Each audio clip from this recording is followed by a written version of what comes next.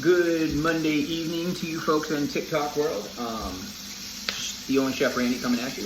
I promised you a cooking class tonight, so here we are. Because of time, I already have the chicken dredged in flour.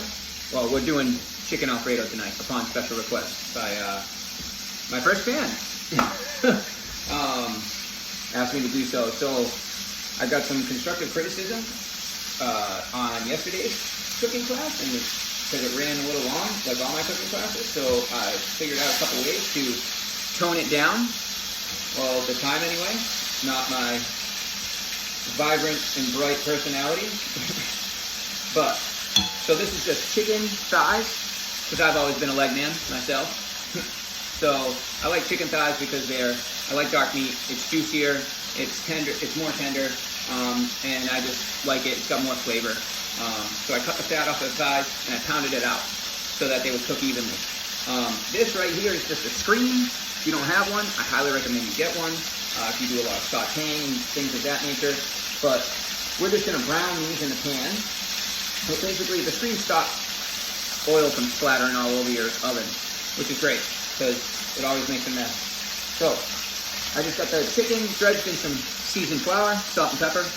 I did 3 pinches of salt, 2 pinches of pepper, and then I just kind of dredged the chicken right through it, and then threw it into the top pan. Now, like I said, we're just going to brown this, and then we're going to bring it over here.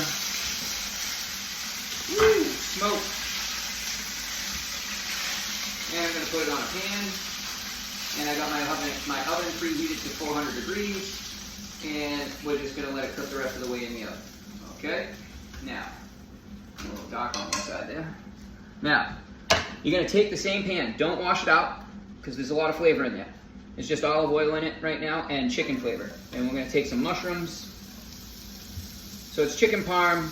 We're going to do it the way the Italians do it, but I'm going to mix it up a little bit and put some onions, mushrooms, and garlic in there. So it's a little bit of America. Well, I put mushrooms in there because I like mushrooms. A little bit of America, a little bit of authentic Italian, and the authentic Italians make chicken parmesan, or chicken Alfredo rather, with just butter, and cheese. Usually Parmigiano Reggiano. That's the authentic way. We have leftover pecorino from last night's cacio e pepe, so that's what we're going to use today. So I got my garlic, I got my onions cut up really, really small, so that they cook evenly with the mushrooms, because mushrooms usually cook up pretty quickly. So since we're using butter in the recipe, I have olive oil in the pan right now, and then I'll take some soft butter. All right. And I'll add that, because mushrooms are like sponges, okay? So mushrooms are like sponges, and when they cook, they're gonna absorb all that oil, and then they're gonna slowly release it as they cool down. So if you put oil in your pan, and you notice when you're cooking the mushrooms, that it just kind of, you know, all your oil disappears. It's because the mushrooms just sucked it right up like a sponge, okay? Now, you'll see that my mushrooms are nice and cooked, my garlic is nice and brown, my onions have become translucent in my pan, all right? We're gonna add a tiny bit of black pepper, okay? Just a tiny bit. All right, now my water's already boiling, and we're using pasta that I made yesterday. Now, the trick to that is going to be, I'll show you.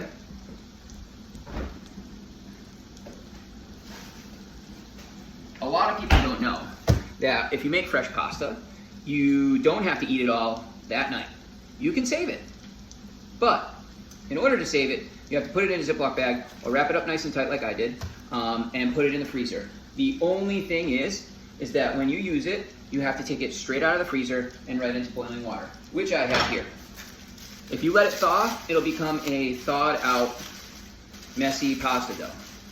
Now, I know last night during the cacio e pepe lesson, I said you have to break it up. Unfortunately, we will not be able to break this up because we break it into a million pieces because it's frozen. So, what we do is we drop it in, take our little pincers here, and it breaks up pretty immediately.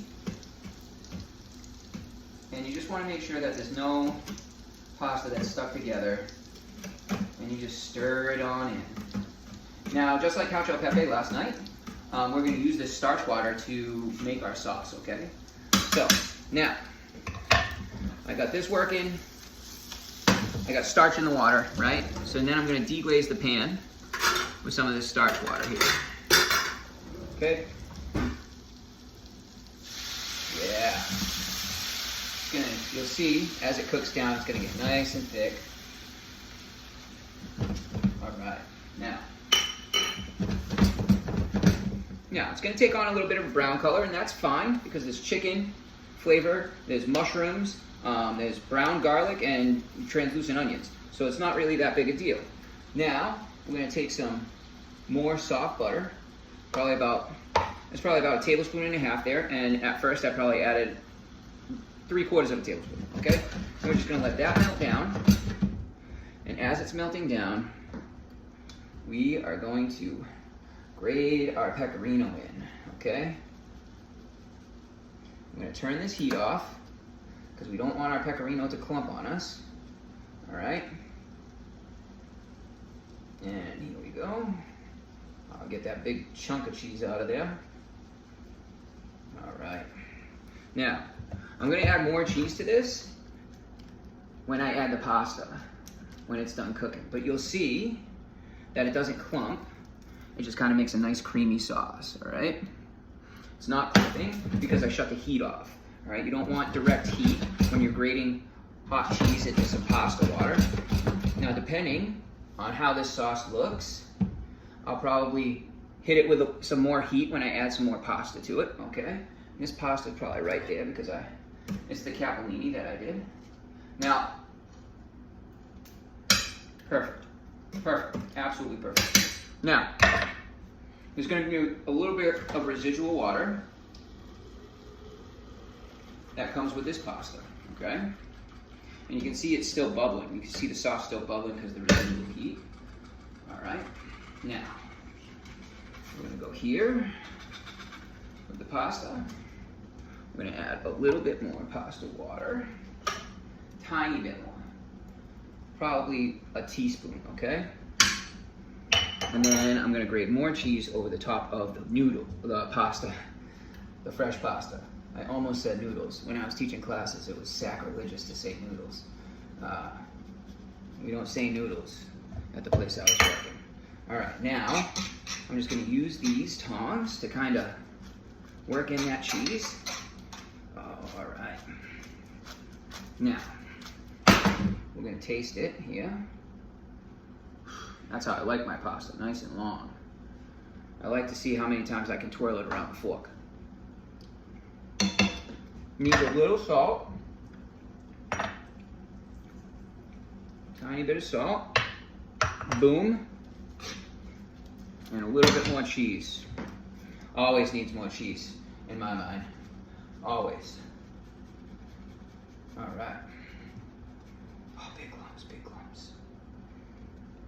I'm gonna break that down so it's easy to work with, yeah. Perfect, perfect, perfect. There we go, get that big clump out. Ah, you didn't see that.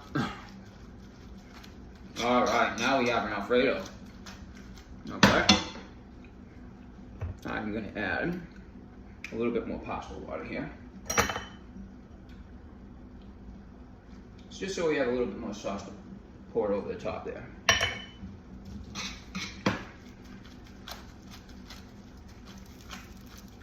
And you'll see that it doesn't get watery because the starch in the water stops it from getting watery.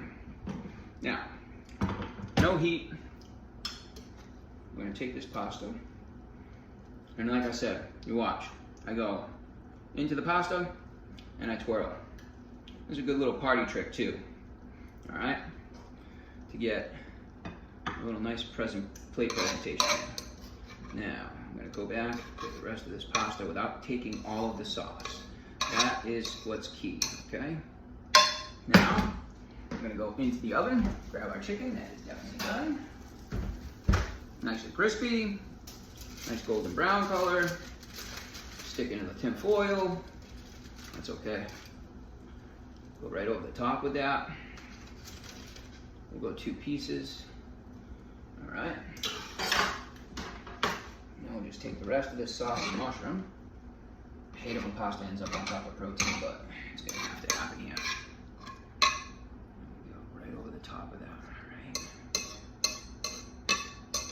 Try to get the pasta off to the side here. Whoop. Perfect. A little bit of cheese on top. I know, more cheese, right?